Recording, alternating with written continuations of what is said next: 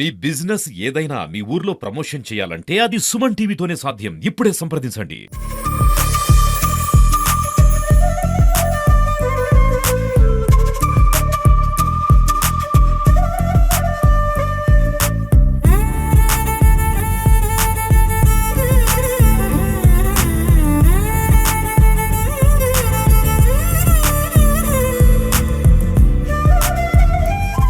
మా బాల్యంలో ఇంటిలో ఎంత సమయాన్ని గడుపుతారో అంతకు మించిన సమయాన్ని పాఠశాలలో గడుపుతారు. అదే పిల్లలు ఇక వసతి గృహంలో వసతి పొందితే వాళ్ళ జీవితంలో 90% స్కూలు హాస్టల్ మాత్రమే ఉంటుంది.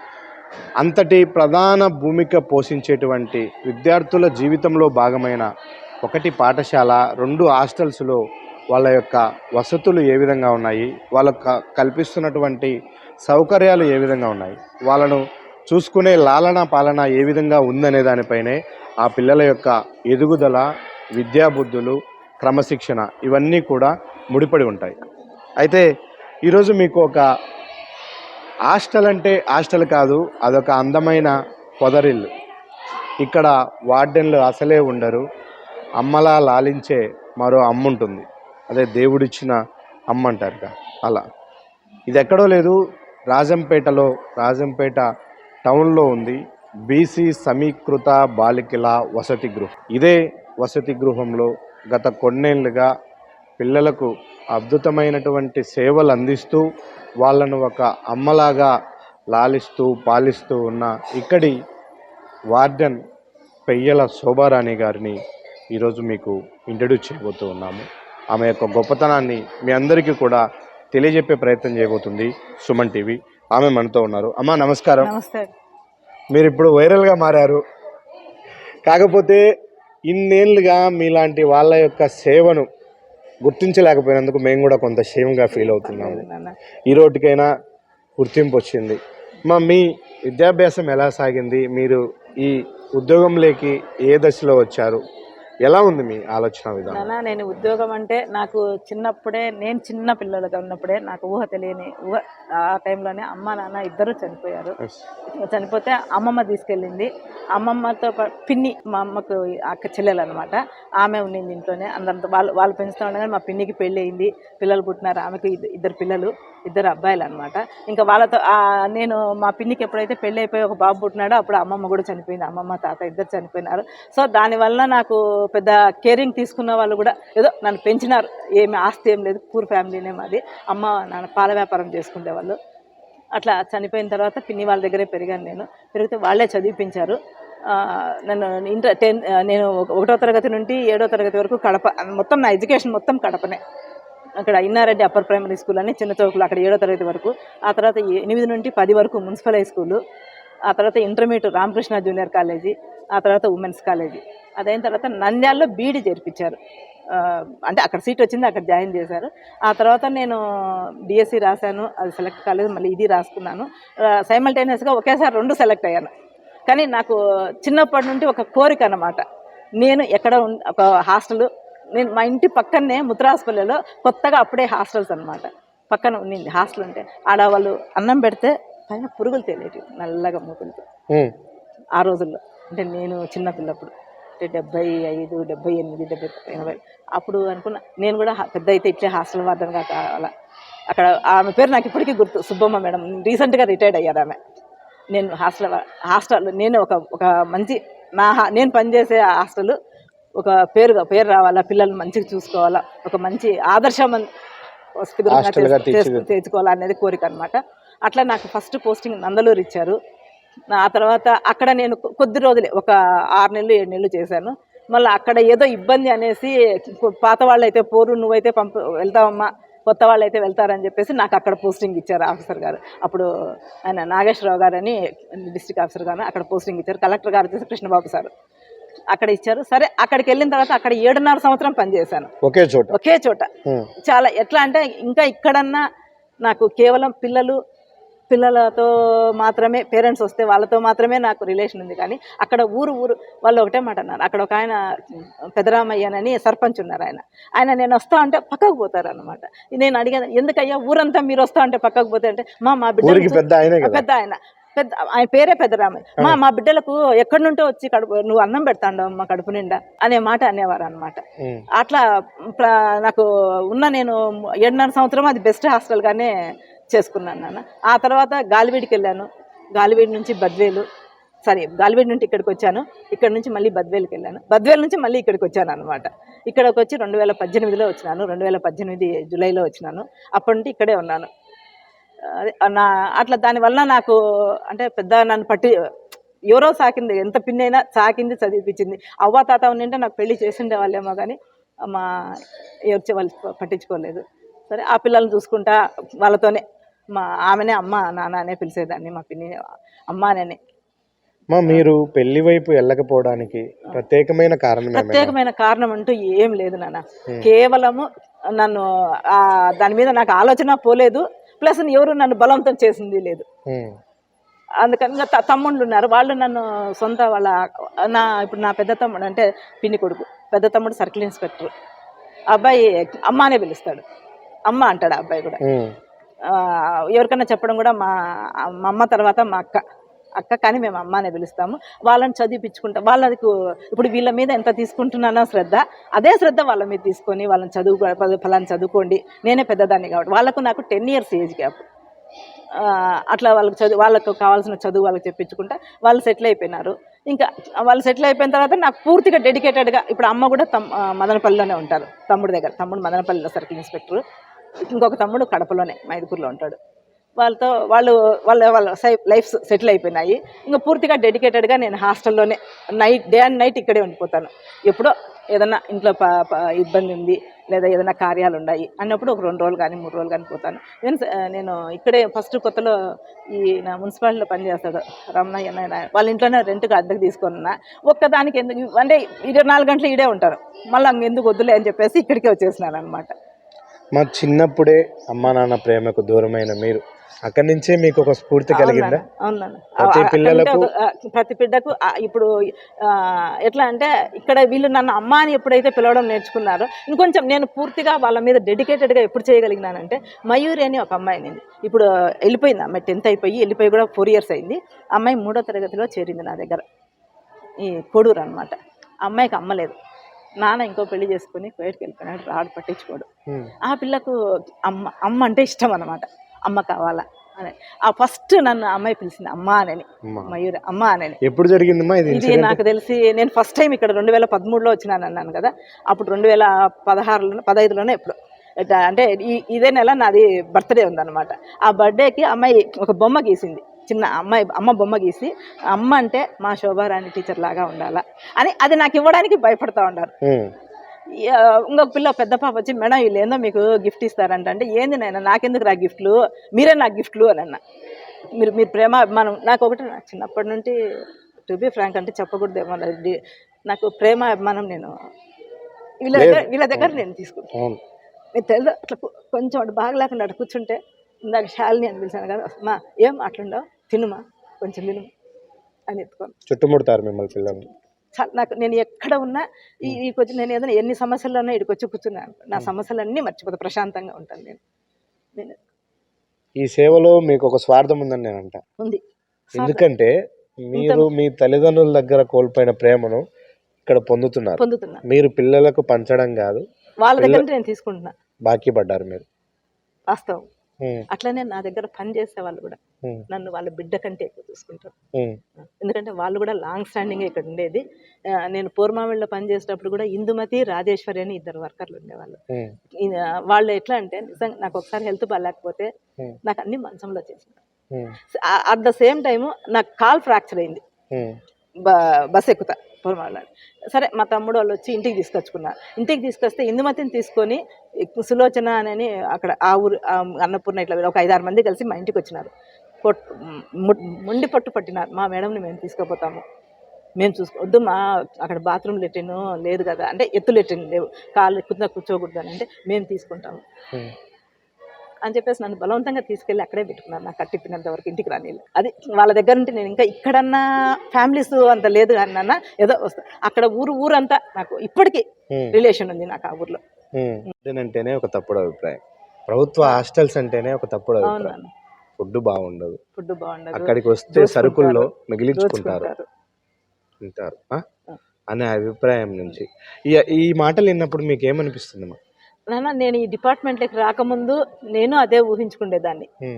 ఆ తర్వాత ఎప్పుడైతే నేను ఈ డిపార్ట్మెంట్లోకి వచ్చినానో దీంట్లో మేము దోచుకుని అంటే ఒకప్పుడు ఒక 25 ఇయర్స్ బ్యాక్ ఈ ఈ మీడియా కానీ విద్యార్థి సంఘాలు కానీ తల్లిదండ్రుల్లో కానీ మోటివేషన్ అనేది లేదు. ఏదో అప్పుడు తిండికి జరగడం చాలా కష్టంగా ఉండింది. అంత దొరికితే చాలు అనుకొని వచ్చి హాస్టల్లో చేర్పించేవాళ్ళు. ఇప్పుడు ఆ పరిస్థితి లేదు. కాకపోతే ఏంటంటే వాళ్ళకు దూరం వచ్చి రాడిపోవడానికి ఇంట్లో కేరింగ్ లేదు అనే ఉద్దేశంతో ఇక్కడ చేర్పిస్తున్నారు, వసతులు కోరుకుంటున్నారు.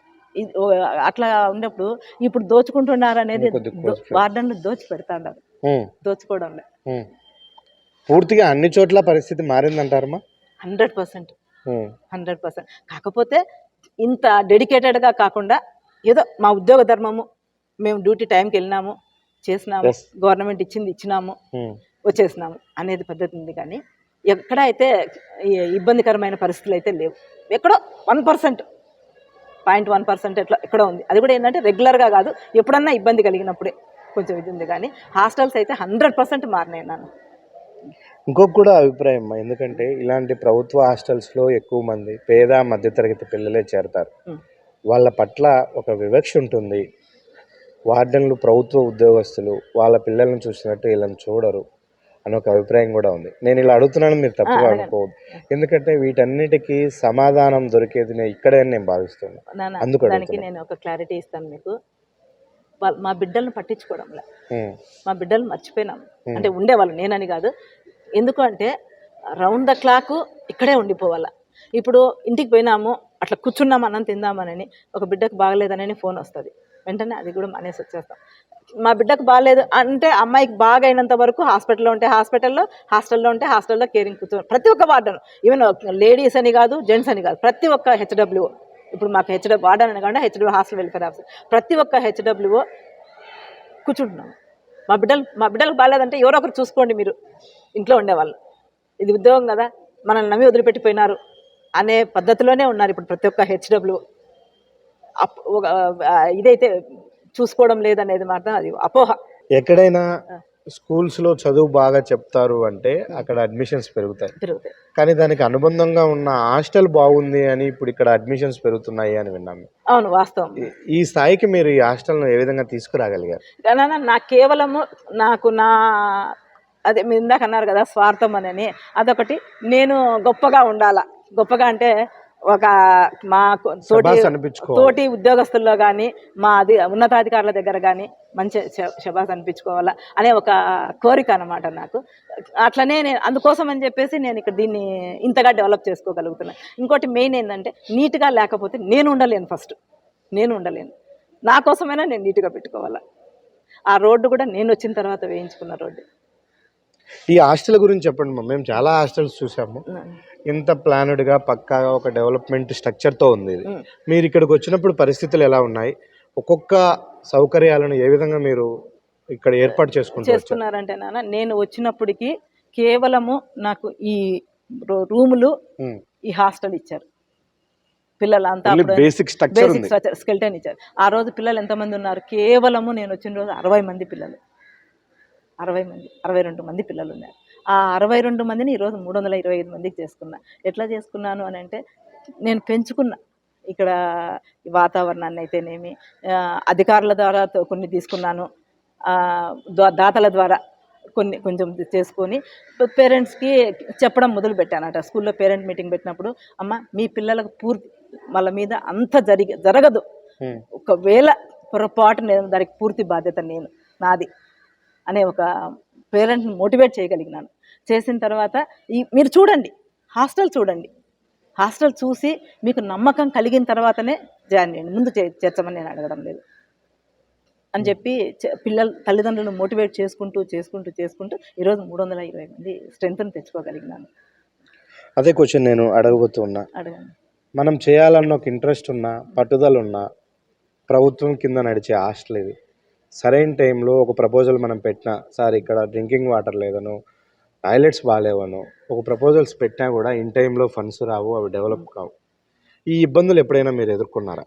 నేను ఇప్పుడు అలాంటి ఇబ్బందులు అయితే నేను ఎదుర్కోలేదు కానీ ఇప్పుడు ఒక బర్నింగ్ ఇష్యూ అయితే నాకు గత 2019 నుండి బర్నింగ్ ఇష్యూ అది. ఇక్కడ 10 మంది క్లాస్ 4 ఎంప్లాయీస్ ఉండాలి, కేవలం ముగ్గురు ఉండాలి.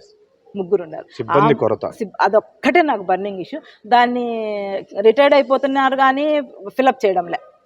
అంటే వాళ్ళకి మా అధికారులకైతే అక్కడ వాళ్ళు చేయాలని, ఎక్కడో బయట ఏదైనా హాస్టల్స్లో కొంచెం ఒకరు ఇద్దరు ఎక్స్ట్రా ఉంటే కన్నా వాళ్ళని వేస్తే వాళ్ళు, టు బి ఫ్రాంక్ చెప్తున్నాను, నా దెబ్బకు తట్టుకోలేకుండా. ఎందుకంటే పని ఎక్కువ. నా దెబ్బ కంటే నేనేదో వాళ్ళని రాచడం, వాళ్ళని నా సొంత మనుషులాగా వాళ్ళని కూడా మీరు ఎలా చేస్తారో వాళ్ళు అలాగే చేయాలి. వాళ్ళు చేయలేదనుకో నేనేమన్నా వాళ్ళు నేను పోయి చేసుకుంటా.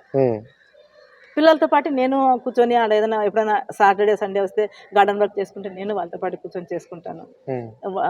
ఏదైనా ఈరోజు పండగ ఏదైనా స్పెషల్ ఉందంటే వంటకాడికి నేనే పోతాను, చేసుకుంటాను. నాకు అదొక్కటే సమస్య నాన్న. ఇంకా వేరే సమస్యలు అయితే నాకు అధికారుల నుంచి కానీ ఇక్కడ నుంచి కూడా నాకు వేరే సమస్యలు ఏం లేవు. కేవలం వర్కర్లది. ఎంతసేపు వాళ్ళు నేర్పించుకొని చేసుకుంటా ఉండ. మా లేడీస్ అంటే కొన్ని ప్రత్యేక పరిస్థితులు ఉంటాయి వాళ్ళకు, అవి బ్యాలెన్స్ చేయాలి. ఎందుకంటే వాళ్ళు ఇంటికి వెళ్ళరు అసలు. ఆ కష్టమైన నష్టమైన వాళ్ళ జీవనం అంతా ఇక్కడే కొనసాగుతూ ఉంటుంది. మీరు ఎక్కువగా హాస్టల్స్లో ఉండే విద్యార్థుల్లో ఎదురయ్యే సమస్యలు ఏం గమనించుంటారు? ఏముంది నాన్న, కొంతమందికి అంటే వాళ్ళ పర్సనల్స్ మనకొద్దు, కొంతమందికి అమ్మా నాన్న కేరింగ్ ఉండదు, వాళ్ళు కొంచెం డిప్రెషన్ లేకపోతారు. అట్లా వాళ్ళు అంటే గమనిస్తూ ఉంటాం కదా, ఇక్కడే ఉంటాను కాబట్టి వాళ్ళని అందరినీ కూర్చోబెట్టుకొని ఈడ వాళ్ళతో పడుకుని గమనిస్తా. వాళ్ళని దగ్గరికి తీసుకొని, ఏ నాన్న ఏముంది, ఎందుకు అట్లా ఉండవు అని చెప్తా. కాదులే నాన్న, ఇప్పుడు అక్షయ అని ఒక అమ్మాయి ఉంది ప్రొద్దుటూరు. ఆ అమ్మాయి కూడా 10th 2 years అయిపోయి, ఆ అమ్మాయికి అమ్మ నాన్న లేరు, వాళ్ళ అత్త సాగుతుంది. ఆ అమ్మాయి ఏదన్నా ఇట్లా ఎవరన్నా వచ్చినప్పుడు మీలాంటి వాళ్ళని ఏదన్నా చెప్పినప్పుడు ఏడుస్తుంది పట్టుకున్నాను. ఏంటి నన్ను ఎందుకు నాకు అమ్మ నాన్న లేకుండా చేసినారు అని అనేసి ఏడుస్తుంది. నేను అదే చెప్తాను వాళ్ళకి, దేవుడు మనం బజారుకు పోతే కూరగాయలు ఏరుకొని తీసుకుంటాం కదరా, అట్లనే దేవుడు కూడా మంచి వాళ్ళని ఏరుకొని తీసుకుంటాడు. కాబట్టి దేవుడికి ఇష్టమైనాడు పోయినాడు, కాబట్టి దాని గురించి బాధపడకూడదు.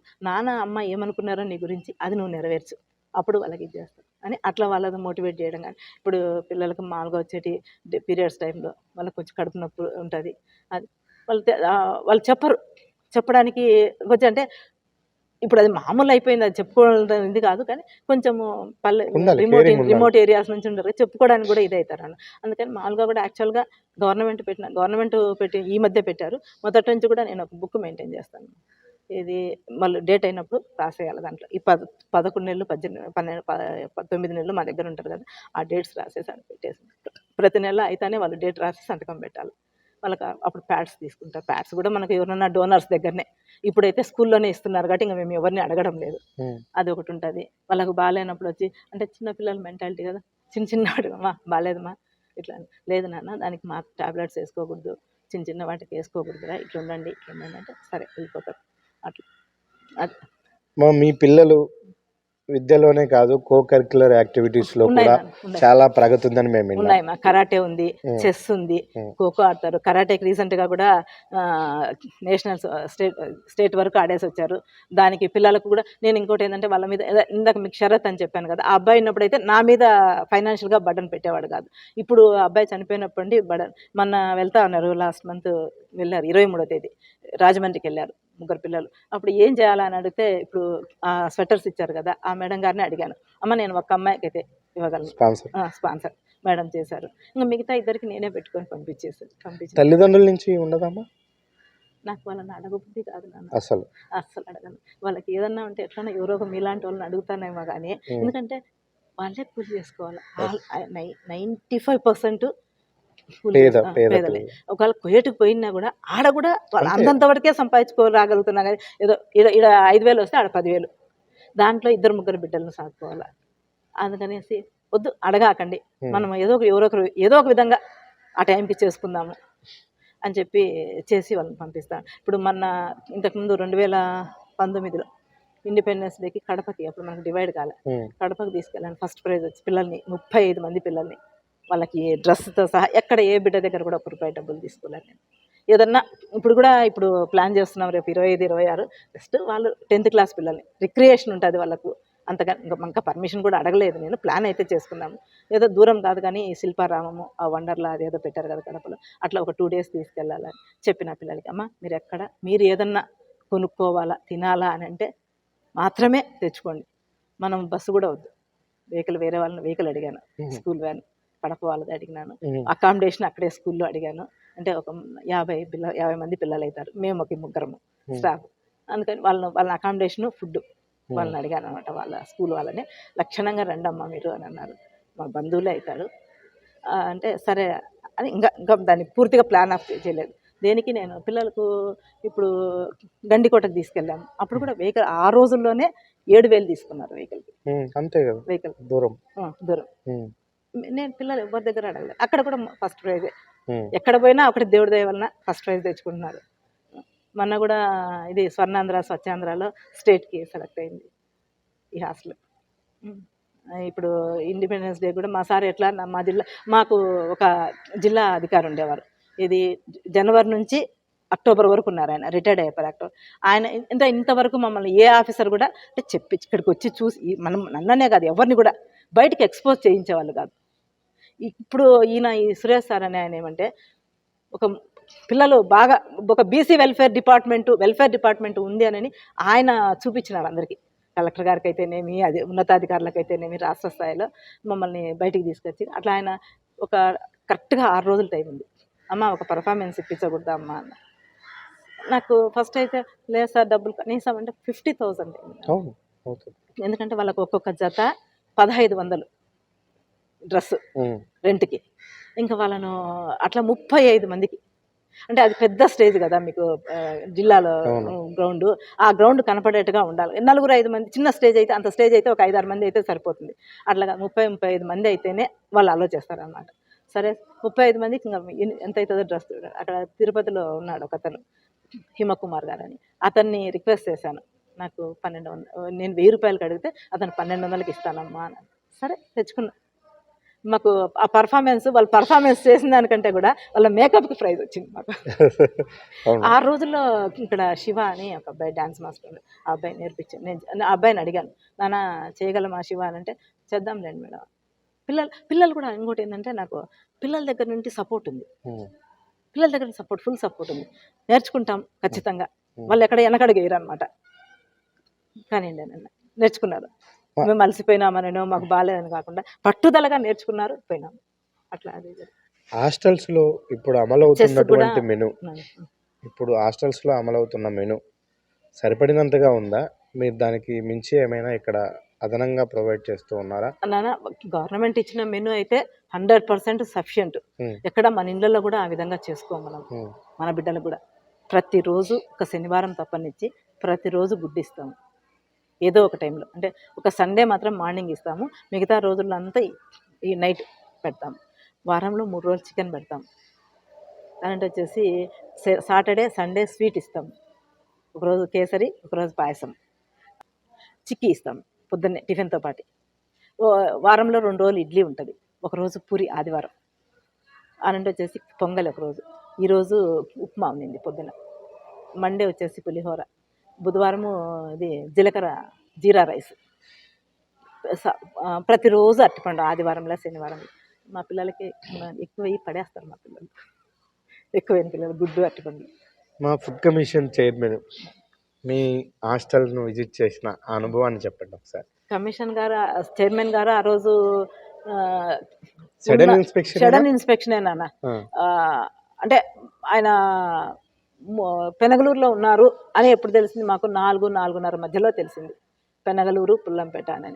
అప్పుడు మా ఆఫీస్ అంటే నాకు కూడా తెలియదు, మా ఆఫీసర్ ఫోన్ చేశారు, మా జిల్లా ఆఫీసర్, మా ఇట్లా కమిషన్ చైర్మన్ గారు ఉన్నారంట. అంటే ఈ టైం అయింది నాన్న, ఈ టైం అయింది. నేనేమనుకున్నాను అంటే అయిపోయింది కదా ఇంకా రారు అని, మేము ఆ పొద్దున 10కి లాక్ చేసేస్తాము. ఇంకా సాయంకాలం ఎవరైనా వస్తారు అంటే గేట్ తీస్తాము, లేకపోతే లేదు. అట్లా గేట్ వేసేసుకోండి, ఇంకా మీరు కూడా వెళ్ళిపోండి వర్కర్లు అని అంటే బయట హారన్ కొడుతూ ఉన్నారు. అదే టైంకి వచ్చారు, అంటే వేసేసుకొని వచ్చేసినాం మేము. తెచ్చుకొని ఒక 10-15 నిమిషాల తర్వాత వర్కర్లు కూడా నైట్ డ్యూటీ ఆమె నేను ఉండ హారన్ కొడతాను. ఎవరన్నా వచ్చిన ఎవరు చూడిపోమ్మా అని అంటే పోతే మా ఎవరో ఆ సార్లు అంట గేటు తీయమంటున్నారు, గట్టిగా అరుస్తున్నారు అని. మీ మేడం వార్డెన్ మేడం లేదా అని అంటున్నారు అంటే ఎవరు మనపోతే నేను ఫుడ్ కమిషన్ సరే రండి సార్ అని చెప్తే అప్పటికి పిల్లలు స్టడీ కూర్చోన్నారు ఇంకా. అప్పుడు వచ్చి అప్పుడు మా సార్ ఫోన్ చేశారు, నేను చేశాను అనమాట. సార్ ఇట్లా వాళ్ళు వచ్చారు అని అంటే, అమ్మ పుల్లంపేటలో తిట్టినారంట, ఆడ పెనగలూరులో అయితే చాలా ఫైర్ అయినారంట, ఇంకా ఆ ఫైర్ ఇక్కడ కూడా చూపిస్తారేమమ్మ, జాగ్రత్తగా ఏం చేస్తావో నువ్వు అని అన్నారు. సరే సార్ నేనేం చేయలేను అన్నాను. మా పిల్లల్ని అడిగినారు, అమ్మ మీ ఫుడ్ బాగుంటుందా అంటే బాగుంటుంది సార్ అంటే నేను తిని చూస్తాను, నేను తిని చూసిన తర్వాత అప్పుడు చెప్తాను మీకు, మీ వార్డెన్కు సపోర్ట్ వస్తాడారేమో అంటే మా వార్డెన్ కాదు సార్, మా అమ్మ సార్, మీరు తినండి, తిని 100కి 100 మార్కులు మీరే వేస్తారు సార్ అని చెప్పినారు పిల్లలు. చిన్న పిల్లలే, పెద్ద పిల్లలు కూడా కాదు, ఎందుకంటే చిన్న పిల్లలు ముందు కూర్చుంటారు హైట్ వైజ్, అవి వెనక కూర్చోబెట్టారు. అప్పుడు ఆయన తిని నిజంగానే మీకు 100 మార్కులు వేయచ్చు అని ఆ రోజు పప్పు సొరకాయ కూర రసం ఆ 3 టేస్ట్ చేశారు. మమ్మల్ని కూడా పెట్టనీలే. వాళ్ళ అసిస్టెంట్లే ఎట్లా అంటే మన సినిమాలలో ఎట్లా పరిగెడతారో అట్లా రైడింగ్ జరిగి రైడింగ్లో ఎంత స్పీడ్ అంటే నేను కూడా అందుకోలేకపోయాను. మామూలుగా నేను స్పీడ్ మార్చేస్తారేమో అని పోయి వాళ్ళు గిన్నెలు తీయమని చెప్పినారు, వండిన గిన్నెలు తీసుకొని చెప్పేసి వాళ్ళ ప్లేట్లలో పెట్టుకొని తీసుకొచ్చుకొని తిన్న తర్వాత పిల్లలతో అన్నారు, కరెక్టే మీరు చెప్పింది, బాగుంది, నిజంగా బాగుంది, మా ఇంట్లో ఎట్టుందో అట్లే ఉంది, మార్కులు 100కి 100 ఇస్తాండా మీ సంతోషమానని అప్పుడు చెప్పి మీ అమ్మకు మేము సన్మానం చేస్తాండాము అని చేశారు. ఫస్ట్ టైం అది ఆయన ఈ విజిట్స్ మొదలుపెట్టిన తర్వాత ఫస్ట్ టైం ఒక పాజిటివ్ ఇదే ఫస్ట్ హాస్టల్ అది. ఆయన సరే ఒక 2000 డబ్బులు కూడా ఇచ్చారు, పిల్లలకి ఏమైనా తెచ్చిపెట్టమ్మా అని.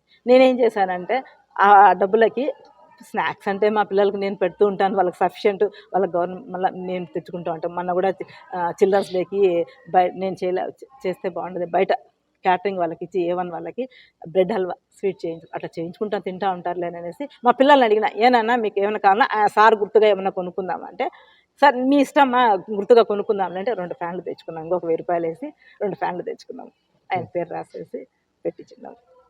అది జరిగింది ఆ కమిషనర్ గారు. ఆ తర్వాత ఈ వీడియో బయటకు అది మేము ఎక్స్పెక్ట్ చేయలే. సరే ఆయన పాజిటివ్ గా మీరు అబ్జర్వ్ చేయలేదమ్మా ఇదంతా వీడియో షూట్ అవుతా ఉందని? లేదు, నేను వాళ్ళని చూసుకోవడమే సరిపోయింది. అది కాకపోతే మెచ్చుకొని పోయినారు అనే ఒక సాటిస్ఫాక్షన్ అనమాట. అట్ ద సేమ్ టైం 2017లో ఇది జరిగింది, 2019లో ఇది జరిగింది, ఇది 2023లో, 2019లో నేను వచ్చిన కొత్తలో ఆ రోజు బుధవారం అయితే నేను మా ఇంటికి వెళ్ళాను, కడపకి అమ్మ వచ్చింటే వెళ్ళాను అనమాట.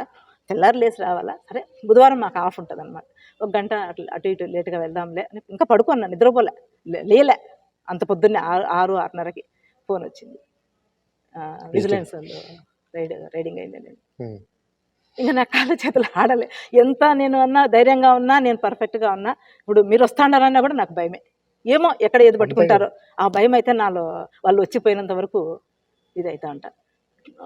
సరే ఇంకేం మాట్లాడలే, లేచి గబగబా బ్రష్, ఎంతసేపు పడుతుందమ్మా మీరు రావడానికంటే, సార్ ఎంత లేదన్నా ఇప్పటికిప్పుడు బయలుదేరినా, నేను బస్ స్టాండ్కి వచ్చి బస్సు ఎక్కి రావాలన్నా 1.5 hour 2 hours పడుతుంది సార్ అని, పర్లేదు రండి మీరు అన్న. నేను ఇంకా స్నానం కూడా చేయలేదు, బ్రష్ చేసుకొని వచ్చేస్తే పొద్దున వాళ్ళు అంటే 6:30కు వచ్చిన వాళ్ళు అప్పటికి పిల్లలతో మాట్లాడుకున్నారు, అన్నీ చేసుకున్నారు, ఇంకా రికార్డ్స్ ఒకటి చూడాలి, స్టోర్ రూము రికార్డ్స్ అవి. అప్పటి నుంచి రాత్రి 7 వరకు 7-8 అంతవరకు చూసుకున్నారు, ఎక్కడ కూడా వాళ్ళు దిగాలి, అన్నీ చూసుకున్నారు. నేను మీకు చెప్పకేముంది, అబద్ధం నా తమ్ముడితో ఫోన్ కూడా చేయించుకున్నా, భయం కొంచెం, కానీ వాళ్ళు ఎక్కడ కాంప్రమైజ్ కాలే, ప్రతి ఒక్క పిన్ టు పిన్ చూశారు. పోయేటప్పుడు గుడ్ అని రాసిపోయారు, గుడ్ అని రాశారు. ఆ రోజు నేను వచ్చినంత వరకు కూడా ఇక్కడ అప్పుడు ఏమంటే ఈ పక్క మైనారిటీ వెల్ఫేరు, ఈ పక్క బీసీ వెల్ఫేర్, ఈ పక్క సోషల్ వెల్ఫేర్, కాలేజీ హాస్టల్స్ ఉన్నాయి అప్పుడు, వాళ్ళకి బిల్డింగ్స్ లేక ఇక్కడ షెల్టర్ ఇచ్చినారు కలెక్టర్ గారు. అప్పుడు నేను వచ్చినంత వరకు కూడా వాళ్ళు రాలే హాస్టల్లోకి, ఏంటంటే భయపడి, మేడం వచ్చిన తర్వాత మీరు వచ్చిన తర్వాత మేము లోపలికి పోతాము అని. అట్లా అందరికీ ఆ రోజు నా వల్ల అందరూ మనకు గుడ్ అని ఇప్పుడు మీకు చూపిస్తాను. అది కూడా మీరు ఎన్నేళ్ళ కెరియర్ మా ఇది? ఇక్కడైతే నాకు టోటల్గా మీ సర్వీస్ నేను 2000 నా అపాయింట్మెంట్, 25 years. 25 ఏళ్ళ మీ ఈ వృత్తి ధర్మంలో మీరు సంతృప్తి చెందుతున్నారమ్మా? ఇంకా ఏమన్నా మీకు తీరని కోరికలు కానీ ఇంకేదన్నా చేయాలి పిల్లలకు అనేది ఉన్నాయి నాన్న? పిల్లలకి బెడ్స్ లేవు, చలికాలం వస్తే పిల్లల కింద చల్లగా ఉంటుంది. నేనేంటంటే నేను ఏ సుఖమైతే అనుభవిస్తాను అది నా బిడ్డలు అనుభవించాలి, అంతే కదా. మన ఇంట్లో పిల్లలకు మనం నా ఏమి బిడ్డలకు ఇస్తామో కావాలి. హాస్టల్లో కూడా అదే ఉంటుంది. బెడ్లు అయితే నాకు రెడీగా ఉండారు ఇవ్వడానికి, కాకపోతే కొంచెం మెయింటెనెన్స్ కోసం నేను ఆలోచిస్తూ ఉండా. అది అవునండి. ఇంకా కొన్ని జిల్లాల్లో అయితే బంకర్ బెడ్స్ అని మంచాలు ఇచ్చేసిండారు, మన జిల్లాకు రాలే, 2 జిల్లాలకు రాలే. అందుకు బెడ్స్ ఆల్రెడీ మాట్లాడి కూడా పెట్టిండాను, ఒక బెడ్ 1500 లోపల. అంటే నాకు ఇప్పుడు అంటే ఫ్యూచర్లో పెరిగినా కూడా అన్నట్టుగా 350 బెడ్స్ అడిగిండాను. అడిగితే వాళ్ళు 1500తో అది 2500 చెప్పారు ఫోమ్ బెడ్.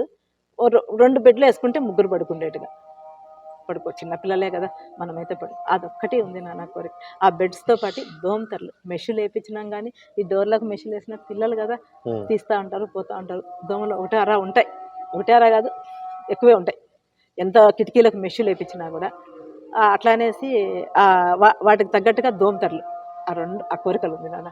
ఆ కోరిక తీర్చాలి. వాషింగ్ మిషన్ కోరిక ఉన్నింది, అది తీరిపోయింది. సోలార్ పిల్లలు ఉతుక్కోరా బట్టలు వాళ్తాయి? ఇంకా బిగించలేదు నాన్న వాషింగ్ మిషన్. అది కొంచెం బడ్జెట్ వచ్చింది అన్నట్టు గవర్నమెంట్ నుంచి, అది కొంచెం నీట్గా చేయించేసి అది ఫిక్స్ చేస్తే ఇబ్బంది లేకుండా ఉంటుంది. పైన కొంచెం షెల్టర్ వేసేసి, పైన కూడా మనకే అనమాట షెల్టర్ వేసి రేకులతో దాంట్లో పెట్టించాలా అని, అదొక దానికోసమని ట్రాన్స్పోర్ట్ నుండి కూడా తెచ్చుకోవాలి. విక్రమ్ రెడ్డి గారు ఇచ్చారనమాట అది. అదొకటి అది ఈ సంవత్సరం తీరిపోయింది. ఇంకా బెడ్స్ నాన్న, బెడ్స్ మెయింటెనెన్స్ పిల్లలు కదా, ఆడంటే ఆడ పెట్టుకోవడానికి కూడా అంత స్థలం సరిపోదు. అది ఎట్లా అనేది ఒకటి ఆలోచిస్తూ ఉన్నాము. దానివల్ల అది ఇంకా పెండింగ్ పడింది. అది సమ్మర్ అయితే బెడ్లు అవసరంలే, ఎక్కడ పడుకున్న ఫ్యాన్లు, ఇక్కడ పడుకోవడానికి కూడా పెడస్టల్ ఫ్యాన్స్ చూపిస్తాను, అట్లాంటివి తెచ్చి పెట్టుకున్నాము ఒక 10. ఎందుకంటే ఇక్కడ ఎందుకంటే ఎండలు చెప్తున్నా, నేను ఏది అనుభవిస్తానో నా బిడ్డలు అది అనుభవించాలి. నేనేమన్నా నా బిడ్డలు అంటా కానీ ఈవెన్ వర్కర్లు కూడా ఎవరన్నా ఒక మాట అంటే నేను తట్టుకోలేను. అది అట్లా అదొక్కటి నాన్న. అది కూడా చేస్తాను ఈ సంవత్సరం, ఈ 2026లో అయితే బెడ్లు అయితే తీసుకుంటే ఏదో ఒకటి వాటికి సొల్యూషన్ ఆలోచించి తీసుకుంటాం బెడ్స్ డొనేషన్. మీ డిపార్ట్మెంట్లో ఉండే వాళ్ళకు ఫైనల్గా మీరు ఇంత రిజల్ట్ తెచ్చి ఇంత అద్భుతంగా ఈ 300 మంది పిల్లలు అదృష్టవంతులని నేను భావిస్తూ ఉన్నా. ఏమైనా సలహాలు సూచనలు మీ తరపున ఏం చెప్తారు ఫైనల్గా? వాళ్ళు కాదు నాన్న అదృష్టవంతులు, దేవుడు నాకు ఇచ్చినాడు ఈ అదృష్టం. నాకు ఇప్పుడు ఎవరికి ఇవ్వని అదృష్టం నాకు ఇచ్చినాడు. మీరు అనుకున్నారు ఎప్పుడైనా వేరే ఉద్యోగానికి వెళ్ళింటే నాకు ఇంత సంతృప్తి ఉండేది కాదు? ఎన్నోసార్లు. ఇప్పుడు ఇక్కడ అన్నీ నేనే, వాళ్ళకు మంచి వచ్చినా చెడు వచ్చినా, ఏ కష్టం వచ్చినా బాధ వచ్చినా అన్నీ నేనే చూసుకుంటా. ఎంతమందికి ఉంది, ఎంతమంది ఏ ఉద్యోగస్తులు ఈ విధంగా వాళ్ళకి ప్రభుత్వం దగ్గర నుండి వచ్చిన నిధులతోనే కానీలేండి 10 మందికి అన్నం రుచిగా వండి పెడుతున్నాను కదా టైంకి, అదొక సంతృప్తి నాన్న, వండి పెడుతున్నాను అనే సంతృప్తి. Okay, thank you. Shobharani hostel వార్డెన్గా ఇక్కడికి వచ్చే సమయానికి 60 మందితో కేవలము రూములు పరిసరాలు మాత్రమే ఉన్నాయి. హాస్టల్ను ఈరోజు సర్వాంగ సుందరంగా తీర్చిదిద్దడమే కాదు, విద్యార్థులకు అన్ని రకాల సకల సౌకర్యాలు కల్పిస్తూ వాళ్ళను ఒక తల్లిలా ఆమె చూసుకుంటున్న విధానాన్ని బట్టే 60 మంది పిల్లలు కాస్త ఈరోజు 300 మందికి పెరిగారు.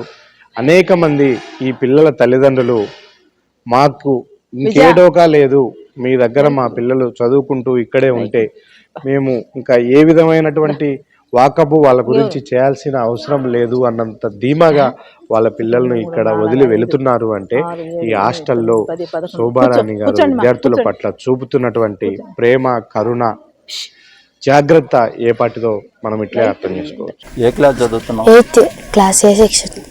యోగా నేర్చుకున్నావా? అవును సార్. అందరికి ట్రైన్ ఇస్తున్నావా? అవును సార్. ప్రతిరోజు చేస్తారా? అవును సార్. ఉదయం ఎన్ని గంటల నుంచి? ఉదయం 5కి ఇక్కడికి వస్తారు సార్, 10 minutes కూర్చుంటారు, 5:30 వరకు, 5:30 అన్నా 6 కల్లా అయిపోతారు సార్.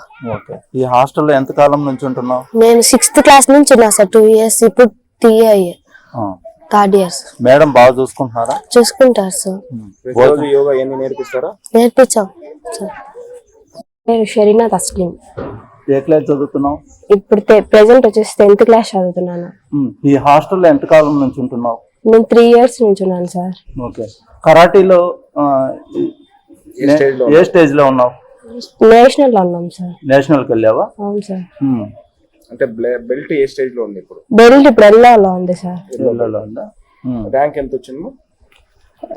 ర్యాంక్ 50 తెలుసు సార్. ఏం చదువుతున్నావు? 7th క్లాస్ చదువుతాను సార్. ఈ హాస్టల్లో ఉంటున్నావా? అవును సార్. ఎంతకాలం నుంచి ఉంటున్నావు? అంటే ఈడే చెప్పాను సార్. ఓకే. మరి ఇక్కడ వసతులు ఎలా ఉన్నాయి? బాగున్నాయి సార్. ఫుడ్ అది ఎలా ఉంది? బాగుంది సార్.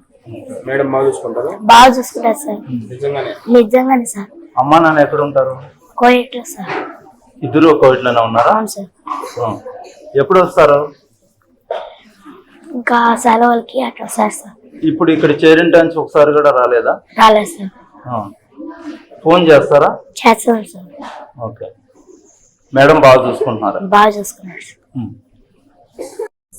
ఏ క్లాస్ చదువుతున్నావు? 6th class. ఇక్కడ హాస్టల్లో ఉంటున్నావా? అవును సార్. ఫుడ్ ఎలా ఉన్నాయి ఇక్కడ? బాగున్నాయి సార్. నీట్ గా చేస్తారా ఫుడ్? నీట్ గా చేస్తారు సార్. వార్డెన్ మేడం బాగా చూసుకుంటారా? బాగా అమ్మలాగా చూసుకుంటారు సార్. నిజంగానే? నిజంగా సార్. మీ అమ్మ నాన్న ఎక్కడ ఉంటారమ్మా? అమ్మ వెళ్ళిపోయింది సార్. నాన్న రాచిట్లో పని చేస్తున్నారు సార్. అమ్మ నాన్న వచ్చి చూస్తూ ఉంటారా? చూస్తుంటారు సార్. నేను ఇంటికి వెళ్ళినప్పుడల్లా. దివ్యశ్రీ సార్. ఏ క్లాస్ చదువుతున్నావు? 6th class sir. ఈ హాస్టల్ ఎంతకాలం నుంచి ఉంటున్నావు? ఈ నెలవే సార్ వెళ్ళింది. ఈ సంవత్సరమే చేరినావా? అవును సార్.